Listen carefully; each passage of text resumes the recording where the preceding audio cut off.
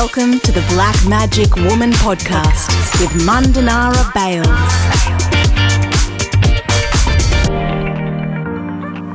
I'd like to begin this podcast by acknowledging the Kabi Kabi peoples, who are the traditional owners of the lands where this podcast is being recorded, which is the Sunshine Coast in beautiful Queensland, for those that don't know where Kabi Kabi country is.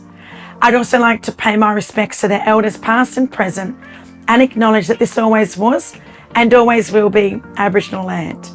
As First Nations peoples, we have never ceded our sovereignty in this country now known as Australia.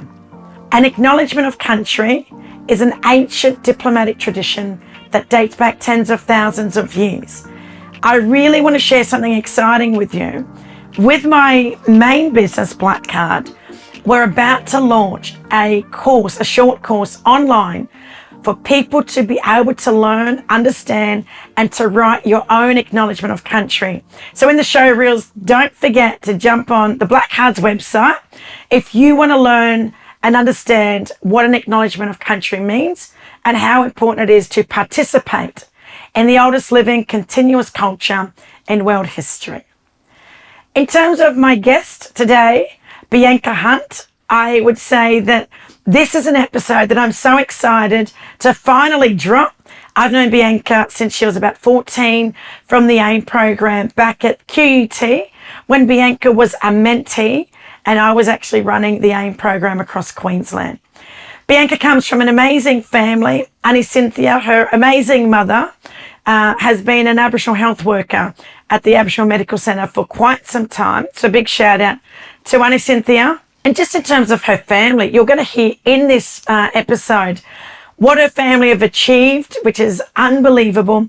But more importantly, what Bianca has been able to achieve with the support from her family. She is the Managing Director or CEO of Agnt Blak, which is a First Nations talent agency.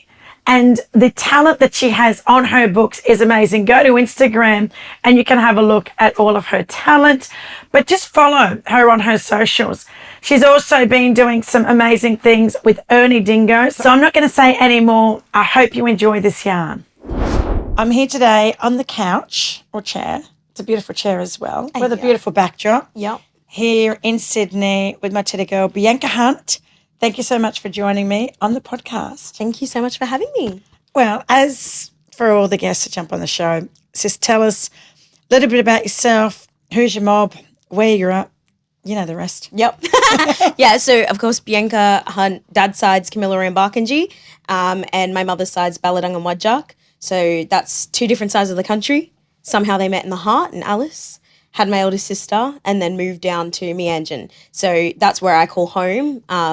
Born and raised there, have a younger brother. My older sister's about 7 years older. My younger brother's about 19 months younger than me. But it was just pretty much us there. So it was just like parents, siblings, and that's it. That's it. Yeah, mob was down south and the others over there on the west coast. Yeah. So Brisbane's been your home for quite some time. Yeah. Where did you grow up in Brisbane? North side, south side? North side. North side always. There you go. I heard the north side's a dark side. Yeah. So you grew up on the north side, and there's a big population of blackfellas on the north side of Brisbane. Yeah. What school did you go to?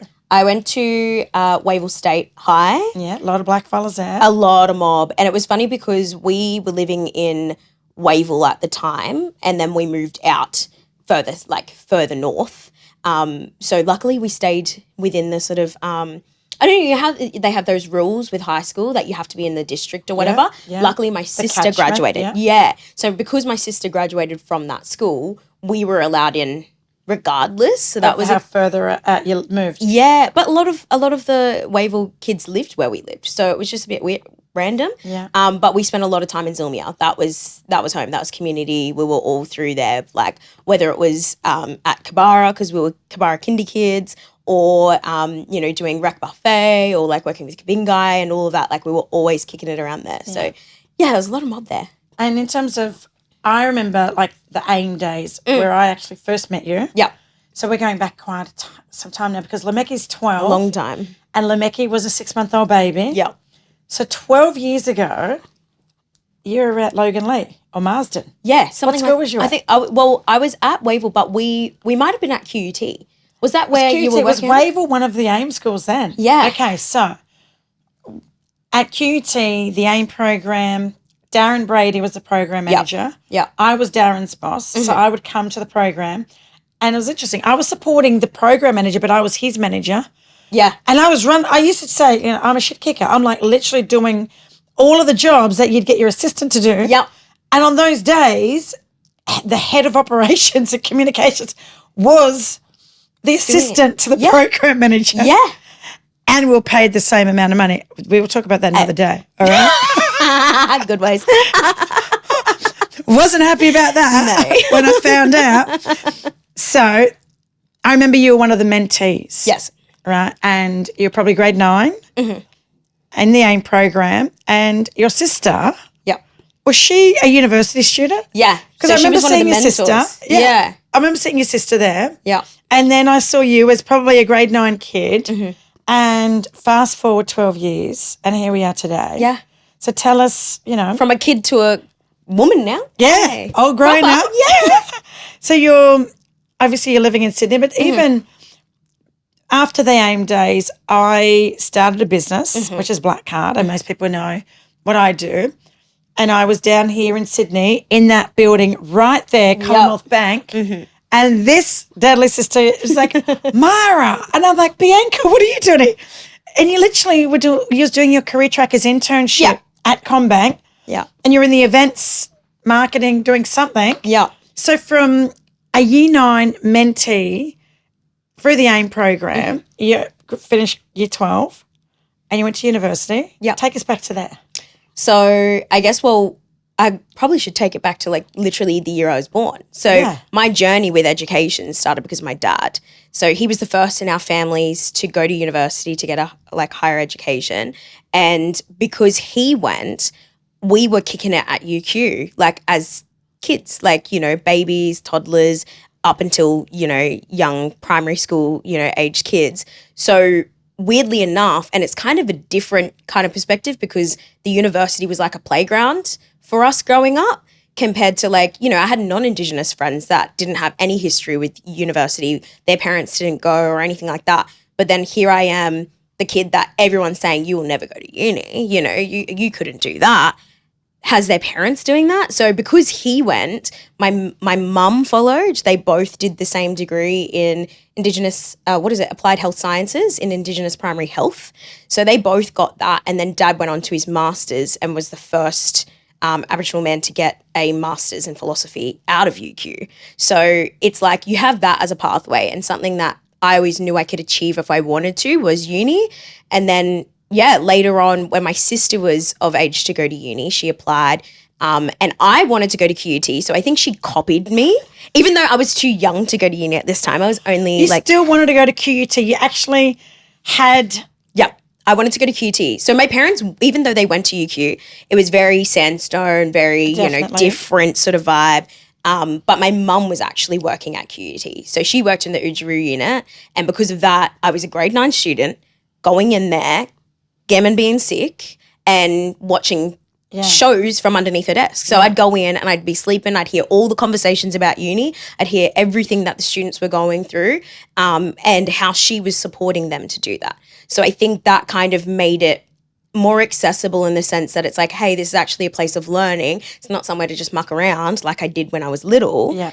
And so, that kind of happened. So because mum was there, my sister started, and then I kind of saw the opportunities, I guess, that was at that uni because I knew I wanted to go, but I didn't know what I wanted to do. But they were the closest thing to getting a performing career out of, so within the creative industries. And so for me, I believed that they had the best education for creative industries. So I, wanted to go for them. But Is that what you studied? Yeah. Yeah. Yeah, I studied a dual degree. So I did essentially what happened, went to school, grade 11 and 12, I did 5 subjects. I was literally doing maths, English, dance excellence, and food studies. So I knew I wanted to go to uni, but I wasn't really inclined for school. Like I didn't feel smart. I didn't feel like people wanted to believe in me at school. So as much as you can have parents that believe in you and siblings that do, you're around your schoolmates and your peers and the teachers 90% of the time. So you have enough of them telling you can't do something. You just got to believe them. Of course. You know? So, yeah, I did that and I worked 2 jobs. I was working at KFC. It was my first job. And then I worked at CommBank as a trainee. So I was a customer service representative, which is another word for saying teller. Yeah. So I gave all the mob money and come back and everything like that, which is what I thought was just the job, but it's not. It's a lot more than that. But yeah, so because of that, I was able to go through alternative entry into uni. I showed all of the history that I'd done because I had done youth leadership programs. I was running different things. So they saw the other kind of side of what it took. Yeah. Because it takes dedication. You don't have to be smart to go to university. You just have to work hard. Yeah. And I think like that's kind of where I went with that. But yeah, so I chose to do 2 degrees. I did a Bachelor of Business in Management because I knew I'd always get jobs. So that was like the kind of business side of me, or I guess the scarcity side as well of being like, I want to be employed. And then I did the Creative Industries degree as well. But initially I wanted to do dance. So I had like enrolled into dance as my major, went in there for my O week, and I was like, well, actually, this is giving me toxic high school And vibes. there's probably not a lot of mob in dance at a university. No. Okay. There was none in that class. I was the only one. Yeah. And so I kind of sat there and I was like, oh, because I was a performer. Like ever since I was little, I was a singer, dancer, played bass guitar. I wanted to do music my whole life. And then to go to dance, to not see anyone in there that I could connect with or a space, it just felt toxic and not the greatest environment. So weirdly enough, the week before I started uni, something was like telling me, do entertainment. It was just like this voice. Yeah. And it's really hard because, there's different things that you can take from that. I'm going to take it as a sign from my ancestors. Yeah, I would have taken it as a sign from my mob too. Yeah, and because it was a brand new degree. It was brand new. I think it had only been running for a year or 2. So I was kind of like... What was the degree called? Entertainment Industries. Yeah? Yeah. In creative industries. Yeah, so it was a Bachelor of Creative Industries in Entertainment Industries. Wow. So you've got a degree in entertainment. Yeah. I didn't know that. No. So, but that's the thing. A lot of people don't. And I find it funny. Well, now they do. Yeah, now we See? do. Yeah, You she heard it out here. here educated or whatnot. But that was the thing because I literally sat there and I was like, what does entertainment mean? Like, and why am I being told to do this? Why am I accepting to do this? Yeah. But essentially I did script writing, news writing, film, like short film and TV sort of stuff, and event management and everything. So it was kind of, I say it's very similar to like the management degree where you learn a bit of everything of how to run a business. You learn accounting, economics, data analysis, whatever. So the entertainment was the same sort of thing where you knew enough about each space that you weren't an expert in anything, but you kind of knew where everything was going. Gives you a little bit of a taste to then kind of figure out what you want to do. Is this my path? Don't like that. Yeah. Dabble in this. I know a bit about that. Mm-hmm. How cool. Yeah. And it was cool because it's like, genuinely, I did not think I would be anywhere in the space that I'm in now. And thinking back, like I made that decision in 2014 to do that. And it's 2022 now. So you it's almost graduated. 10 years. When did you graduate? I graduated in 2017. years? No, I graduated high school like 10 years ago. All right. And then university Yeah. about 5-6 years ago. Yeah. Then CommBank where we met. Yes. Well, where we saw each other. Yeah. We reunited. And that was the start of Black Card. Yes, it was the very start. So that was, it was the first, that was your first big client. Yeah. And I was there interning. And Yeah. then I moved over. I finished there. I did that for a few years. Finished uni. What was that like in terms of, just an Aboriginal person working in a big corporate? Mm-hmm. What was that experience like? Because I've worked in government. Yep. I've worked in not-for-profit. I've worked in community. I have never worked in corporate. Wow. Okay. So I don't have that experience. Yeah, it's different. I think it's easy to lose yourself if you're young and impressionable and you don't know what the corporate environment can be like. I had a really positive experience with CommBank. They're clients of mine and we've worked really well across those years. Like for someone, I was 18 over there, you know. I think I was actually 17 working with them. So, for that to have a long existing relationship, I think was good. Yeah. I think back then though, the things that I kind of wish someone that was maybe either in the space or a little bit older would have told me is that it's okay not to be like dressed in a suit. It's okay not to be wearing heels. You know, you don't have to wear a pencil skirt. Like, you don't have to look a certain way. You don't have to straighten your hair to be taken seriously. Yeah. And I think those were the things that were pushed so much, I feel like, in that space, especially really early on, because you wanted people to take you seriously. You wanted to give the right handshake to the man that's you're reporting to, you know? And I think, yeah, like as I've grown older and I've worked for different places, because of course, once I left CommBank, I worked in non-profit. I had worked a bit in government, you know, and then in media. So like by the time I got to media, I was like, I'm walking through here. I don't even care. Like I look cute, but I'm going to be fashionable. I'm going to show myself, and I'm going to be okay with having my tattoos out. I'm going to be okay with not wearing heels. I'm going to be okay with wearing jeans to work. And I think like it was something, and having big curly hair out like every day, most of the time, you know. So I think I was more confident. Looking like a wild black woman. Proper. Yeah. Yeah. And owning it. Yeah. Yeah. And being okay with people, you know, not taking me seriously, because the amount of times I've walked into spaces where I get asked to speak and they might judge me by my appearance. They might look at me and they're like, oh, she's young. They might look at me and think, oh, she's Aboriginal. They might look at me, oh, she's a woman. Like there's always that sort of barrier that's potentially going to be there. Yeah. I'm not going to be young forever, but I might look young forever, so that's a good thing. That's nothing wrong with that. Exactly. I'm like here for it. You work harder. Yeah. Because you've got to prove people wrong. Yeah. But even then, I'm like, because I used to think that. I used to think I need to prove not anymore. No, I couldn't care less. Good. Because 9 times out of 10 when I speak somewhere, I'll finish and then there's a line of people wanting to talk to me. Of course. Wanting to either engage me, my talent, you know, whatever that looks like. And it's kind of disappointing that it takes me to talk. Of course. You know? Yeah. To be taken seriously.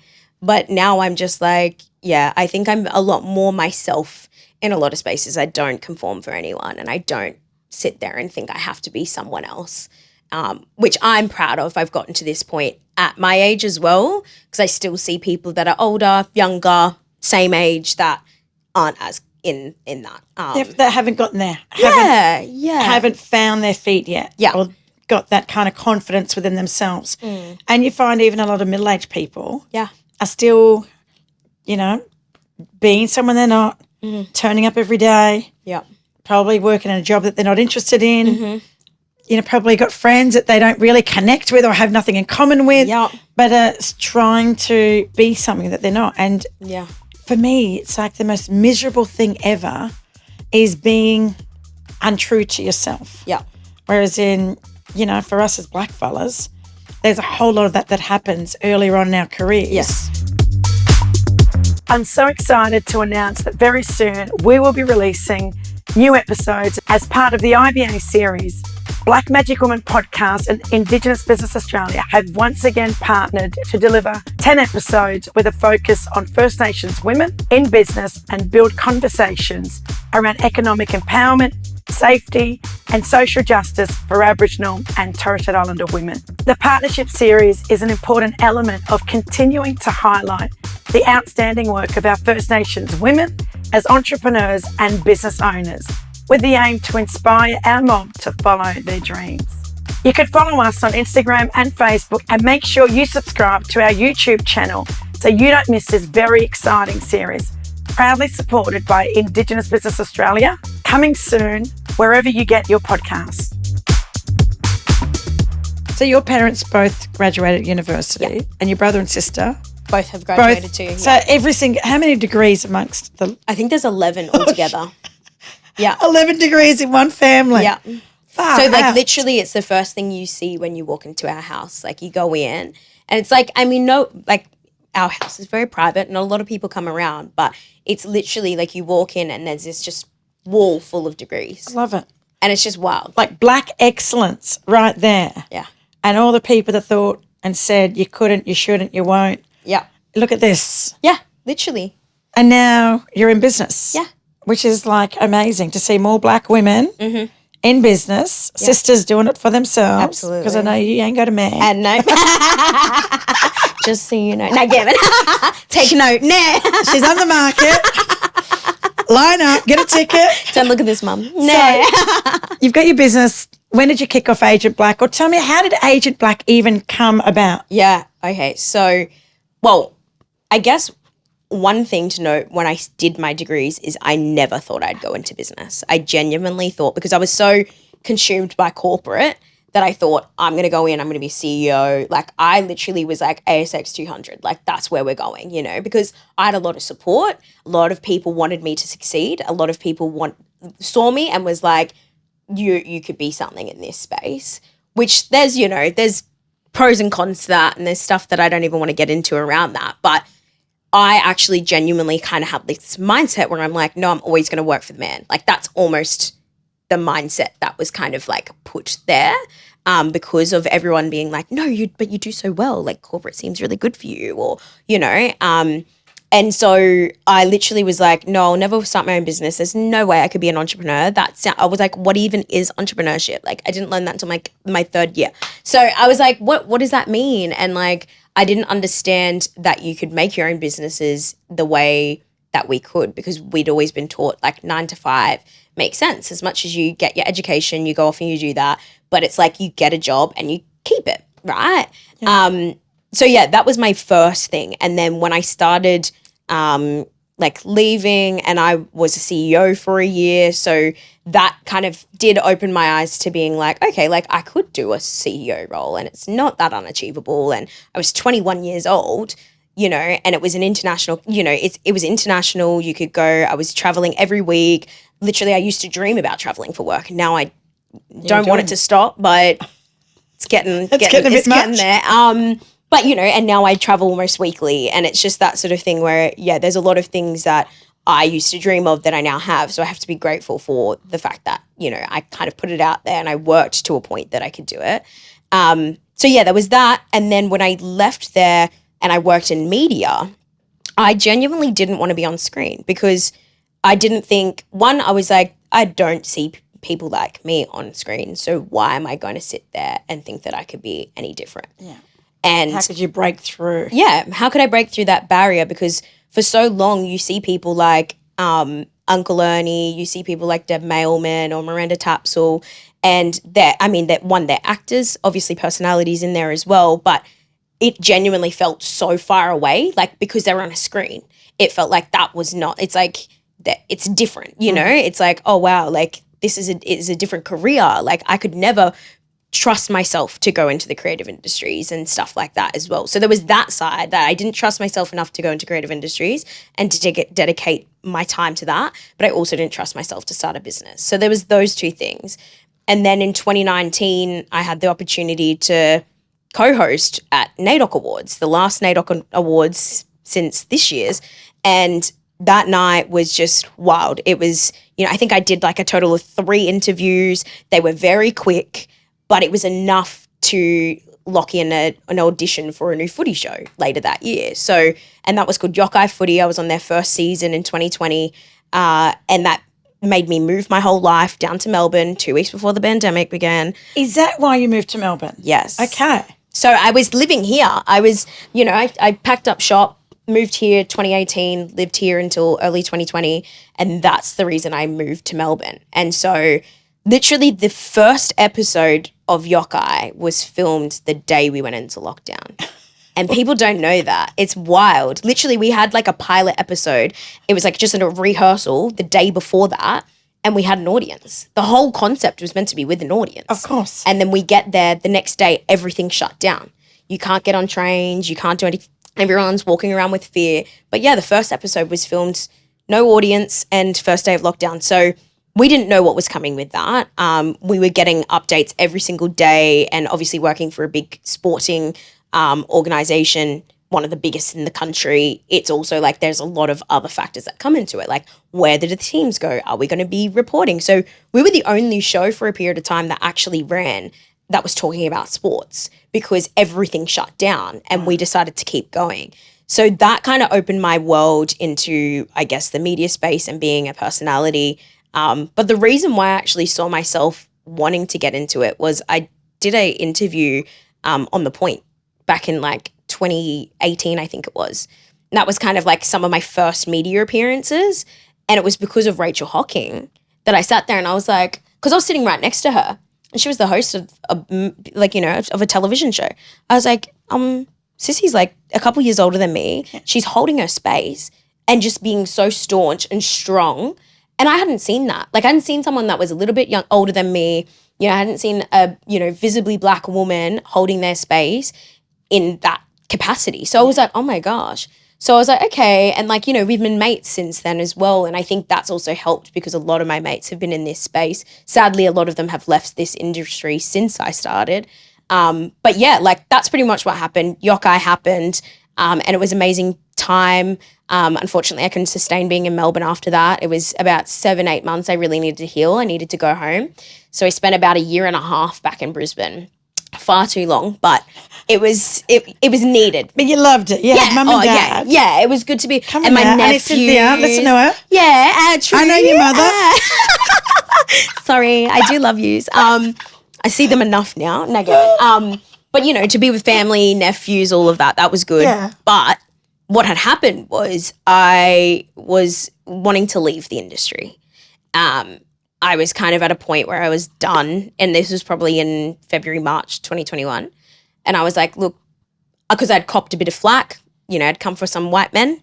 They didn't like that, especially in the sport, that just happens. They're very protected. And so I was sitting there and I was like, okay, I think this space isn't for me. I don't think they like seeing a visibly Black woman coming for them and being okay with that and not backing down. And especially, how tall are you? I'm 5 foot. I was 23 years old.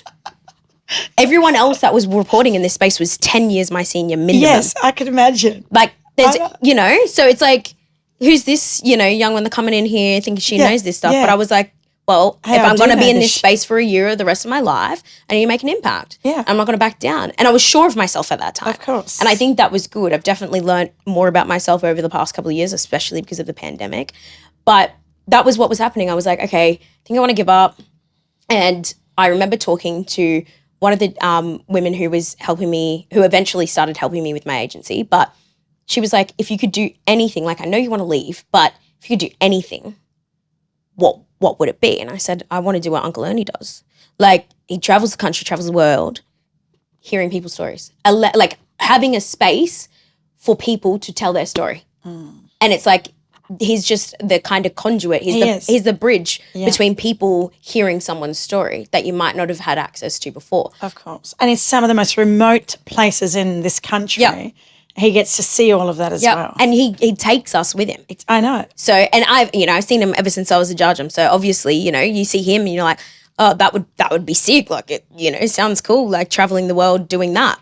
And it was funny because I wasn't working for anyone. I'd committed to freelancing by that point, and I'd fallen asleep because that's what you do when you don't got a job. You just take a nap, whatever. I still take naps every day, even though I run a business.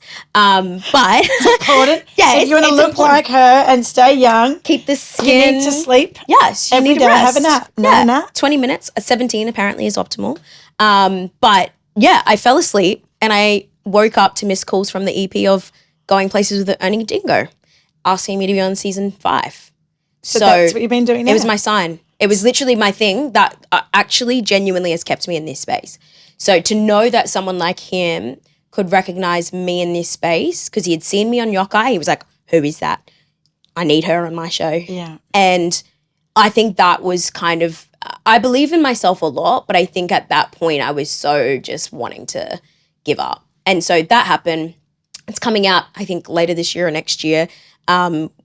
Couple years in the running, just no TV shows don't happen overnight. They just takes a while. Let's go. Every time I'm yarning with you, you're somewhere. Yeah. You're on set. Yep, on set, at a shoot, wherever. So that was just, and then I'm That's like, still your life at the moment. yeah, and we shooting. filmed it, yeah. So it's like, come on now, we'll bring it out. Bring it out. Show them what we Yeah. made. But literally, so that pretty much was what happened. And then at my 25th birthday, funnily enough, this is just when the borders were only just open enough, and I'd come down, had a birthday dinner with my mates, and we were kind of like, I don't know, like we were all talking about it. We were just like kind of not running down the industry, but like also running down the industry because these spaces weren't built for us. They genuinely weren't. Like we are having to find our own and navigate our own ways into these spaces. So it was a very big kind of moment where we were like, yeah, like, are you getting reached out by brands that are trying to not pay you for work, like to work? Like, are you getting this? And are you getting, like, we were heavily tokenized 2020 all the way through. It still happens now, but it was a very big moment where brands, organizations were like, oh my God, we don't have Black leadership. Oh my God, we don't have Black people on our, on our campaigns and all of that. So they reach out to all of us because either you have brands, you're in a public eye, whatever it is. Or you're verified. Yeah. And then they think, oh, well, maybe we can send you a little product. Maybe you can just post it up and do some work for us for free. Okay. Maybe you can be our blackface, to like promote. It's true. I hear you get that, eh? I'm not sharing my experience. This is all about you. You don't want to, right? Yeah. So I was like, I'm very polite now. But it happens. But it happens. And so we had that conversation. I was like, how is it that every single one of us is in the entertainment industry right now, not one of us is repped by an agent? There is literally in this industry, in media, less than 1% is First Nations. In the whole of the Australian media landscape, less than 1%. And not one of us had an agent. Wow. And half of us were either ongoing hosts of shows, whether it was radio hosts, TV hosts, journalists, whatever. We should have had someone protecting us. Yeah. Because we're representing you and seeing the value in what you have to offer through your craft, your art, your skills, your experience, what you can offer to mainstream Australia and the world. Yeah. But nothing. Nothing. Wow. And so literally they joked about it. They're like, haha, you should start your own agency. Because they know, they were like, oh, well, you got the background for it. So, and I was like, haha, anyways, like, let's just keep eating. Yeah. And I went away and I went back home and I was like, oh, this actually doesn't sit well with me. And they're like, beg my pardon, lol.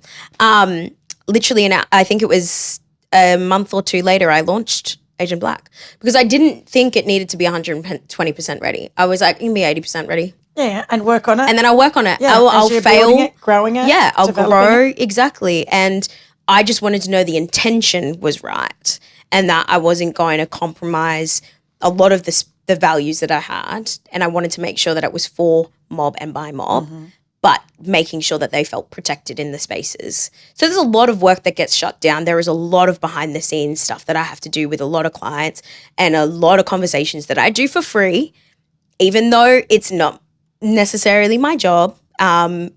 If I'm getting paid, then it is my job. Nah. Yeah. But, there is a lot of stuff that happens and there might be conversations that are really uncomfortable, but at the end of the day, I'd rather it happen with me than those individuals taking those conversations on because I had to do that a lot and it hurts when people think or they put something forward and then that's your worth, that's your value. And I don't like that feeling. So I want to be that kind of support that I can be. Of course. I wanted to be someone that I had. Like, I wish I had that when I started. If I was 23 years old, I wish I could have went to someone and been like, hey sis, like, what is this? Yeah. Because how do I deal with this? How do I navigate this? No one. What's my response? How should I? Yeah. Yeah.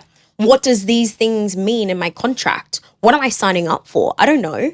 Like, yeah. So it's like, hey, I'm getting $1,500. Just sign it. Yeah. And I've done that. Yeah. No, but that's true. That's what happens. Yeah. Yeah. So it's, and then you don't realize that you've just sat there and been like, oh, I've just signed an exclusivity clause, whatever. So it's been about a year since.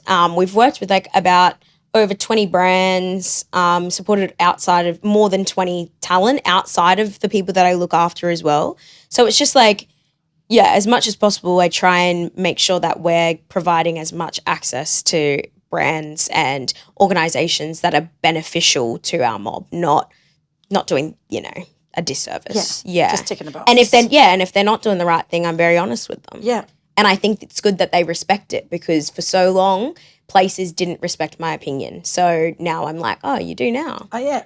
And I'll send you an invoice. Yeah. Isn't that the best thing the invoice ever? while you get it. Yeah. I love it. Yeah. And I always talked about doing guest lectures at universities for $50 gift cards. Yep. And one lady, I'll never forget this because it was the first time where I actually then valued my worth. She said to me, oh, my God, that lecture was amazing. I've just told my head of school to issue me another $50 gift card So I got paid $100 Yep. with 2 my gift cards. Yep. And after that, you know what I thought? I'm not doing another guest lecture for a gift card. No. If I was that good and she got another $50 to give me, Yep. well, why don't you pay me cash? Yeah. Why can't Proper. I invoice you? Yep. So, you know, we have to push through those boundaries, and other Aboriginal people that have done guest lectures now Yep. after me Yep. have actually been paid a lot more than that. Yep. And it's not gift cards anymore. So, you know, people like us, and there's people before us that have Absolutely. also paved Yep. the way. But like you said, some of these conversations, I found it hard to actually tell her that I feel offended that you're offering me a gift card. Yeah. I actually was very appreciative, but deep down inside I was offended, right? Yeah. In terms of being in business, and it's quite kind of, I don't know, you feel like there's this sense of empowerment. I'm my own boss. I'm repping it. I'm doing what I want to do. Yeah. What's been, you know, say in the last 12 months, like what's been, I don't know, one of your biggest highlights, achievements? What do you look back over the last 12 months and feel really deadly? And I know there's a lot of moments you probably feel really deadly. Yeah. Oh my God, that's a hard one. That's huge. I think being able to self-sufficiently support myself and not have a fear of being broke or not being able to do something, and just believing myself that, like, you know, I'm very much into like experiences and stuff now. Like a few years ago, the only way I would have been able to travel overseas is if someone paid for me to do it. And that's happened, you know. Yeah, of course. But for me to be able to come back, like I just came back from America, for me to know that I could completely self-fund that and know that I come back and it just means I just work a bit more or do whatever and not feel that sense of fear to talk about money or to have that or to be able to go back home and stuff like that, because I couldn't do that. When I was working for all the other places down here, you'd be surprised in how much money I was getting. It was not a lot. And I think... And the cost of living on top of that. Cost of living here is ridiculous. Kills you. Yeah. But if this is where all your jobs are, this is where 90% of my work is. So I have to be here. So I think like that's a big one, because the amount of people that doubted that I wouldn't make, that this business wouldn't work out. And 2, that I couldn't actually work for myself, like, because I never thought that could happen. So I think I'm proud that I stuck to it, because the first couple of months was really difficult. And I'm really glad that, I mean, I know people that start businesses, they don't either become profitable or somewhat successful in the first few years. So for me to feel somewhat good about you know, and that the tough part was a few months. Yeah, and not a few And it started years. in the middle of a pandemic.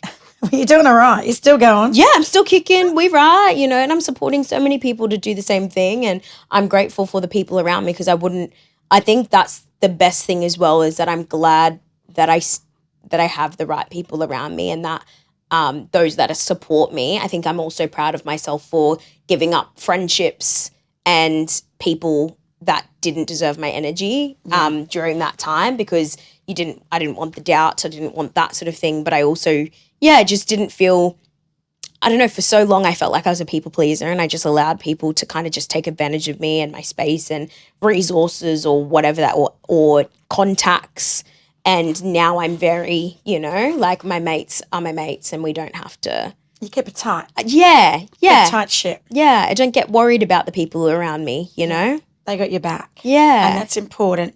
And I know we've got to wrap up, and I just want to say, if there was a piece of advice that you could give to anyone watching this podcast or listening, whether it's about going into business, working in a corporate, you know, organisation like Commonwealth Bank, what would it be? I think it's literally always be yourself.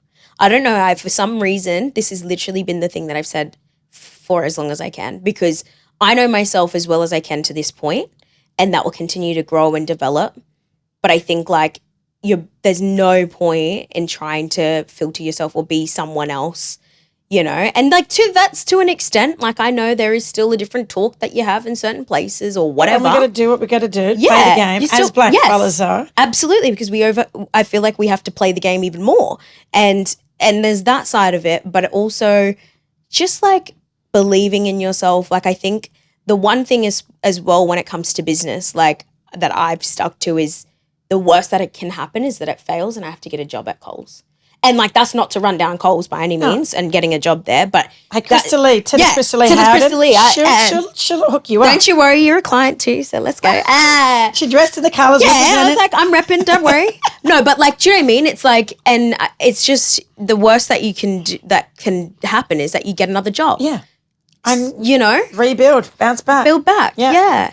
And that's, I mean, granted, that's speaking from a privilege, that's speaking from someone that is employable, that can do these things and everything, and that doesn't happen for everyone. But yeah, I just think if you're willing to put in the effort, like, just might as well do it. It's okay if you fail. Yeah, love it. And you know what? In terms of wrapping up, I just want to say, Bianca, to be young, successful, independent, strong, confident, like literally, it's not easy to kind of get to a certain stage in your life where you can actually say, you know what, I am who I am and I'm going to live my life on my terms.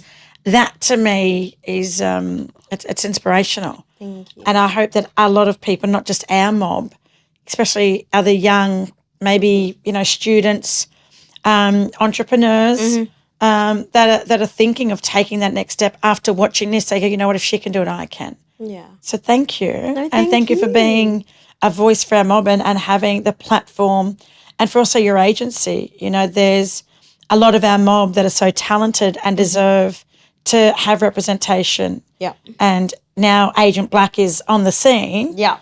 You bets to be...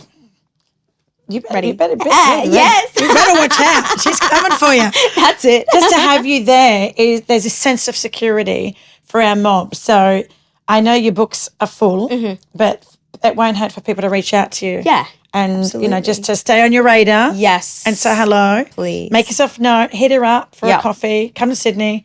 She'll buy you lunch. Yeah. Go on then. Might as well. But for people that are watching, especially our mob that may be struggling, like, are you easily found on Instagram and stuff like that? Yeah, I think Instagram's probably like my most active platform. Yeah. You know, put a couple little TikToks in there every now and then just for fun. You got it. Hey, just for fun. Yeah. But yeah, but also LinkedIn. I've got to start posting again. I've been on hiatus since I've been on holiday. Get better at LinkedIn. LinkedIn is the place to be. Yeah, absolutely. Well, on that note, thanks so much for stopping by and sharing this beautiful day here on Gadigal country. And next time I might come with no husband and kids and we can go and enjoy the evening. Downtown. We could. Yeah, go on then. Thank you. Note, thank you for coming. Of course. Does your organisation have a reconciliation action plan? Or have you been thinking about doing your own rap? Black Card is an organisation where we want to partner with people like you to develop, support, or even deliver your deliverables as part of your reconciliation action plan. We are a niche consultancy that delivers cultural capability training and support services around procurement, HR policies and processes, and also understanding the local community. Who are the traditional owners? How do you do an acknowledgement of country? Why is an acknowledgement important? Or you may want to know, why is the Uluru Statement from the Heart important? What's the referendum? What is the state of Indigenous affairs in Australia in 2022? Or even, who are the Torres Strait Islander people? What is their culture? What is their history? What's the difference between Aboriginal and Torres Strait Islander peoples and culture? So Black Card is an organisation that is 100% Aboriginal owned and Supply Nation certified. If you want more information, go to our website, www.theblackcard.com.au, or you can send an email to inquiries@theblackcard.com.au. Black Card, working with people, not for people, with the genius of Aboriginal knowledge. Don't forget to follow Black Magic Woman podcast on all social media platforms. To keep up to date with the latest episodes and news, head to blackmagicwoman.com.au. You can rate and review the podcast on iTunes, and please feel free to share the podcast with your family and friends.